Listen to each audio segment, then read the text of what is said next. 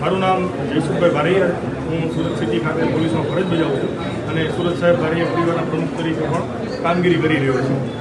અને આજ રોજ 26મી જાન્યુઆરી છે અને પ્રજાસત્તાક દિવસની ઉજવણી અનિલભાઈ યુવા પોલીસ સેનાના પ્રમુખ સુરત શહેર તરીકે પ્રસ્થાપિત થયા છે.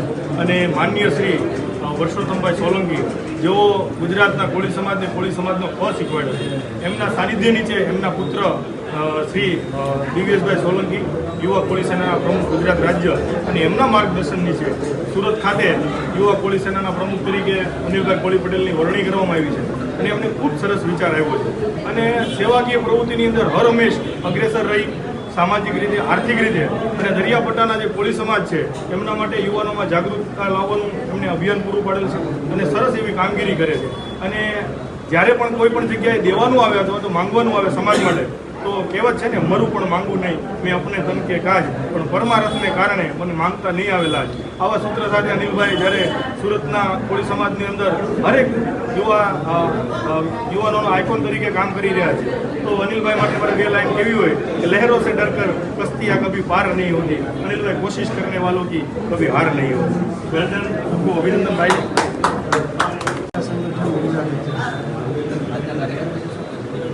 આજે સુરત જિલ્લાના અંબાજી માતાના મંદિરના સાનિધ્યમાં અમારા પરમ મિત્ર કોળી સેના સુરત જિલ્લાના યુવા પ્રમુખ અનિલભાઈના નેતૃત્વમાં જે અડધી રાતનો હોકારો અને તેની ટીમ જે અવિરતપણે કોળી સમાજ હોય કે સર્વજ્ઞાતિના સામાજિક કાર્યોમાં, મેડિકલ ક્ષેત્ર હોય કે અન્ય કોઈ બી સેવાકીય પ્રવૃત્તિ હોય હંમેશા તે જોડાયેલા રહે છે. અને તેમના સ્નેહ ના આમંત્રણને માન આપી આજે બહુ મોટી સંખ્યામાં બધા યુવાનો આજે ત્યાં બ્લડ કેમ્પમાં હાજરી આપી છે. રક્તદાન એ મહાદાન છે. આપણું લોહી ક્યારે કોઈ બીમાર એક વ્યક્તિને જો કોઈ જીવન મળતું હોય તો એનાથી અમૂલ્ય બીજી કોઈ વાત ના હોઈ શકે. અને ખાસ કરીને જ્યારે અનિલભાઈના નેતૃત્વમાં કાર્યક્રમ થતો હોય તો સર્વ યુવાનો બહુ બહોળી સંખ્યામાં આજે ભેગા થયા છે. અને અમારે હરપલ સુરતમાં જ્યારે પણ એક દાતા તરીકે કે સામાજિક કાર્યમાં જ્યારે પણ જરૂર પડી હોય ત્યારે અનિલભાઈ અમારે પડકે અડધી રાતે ઊભા રહી છે.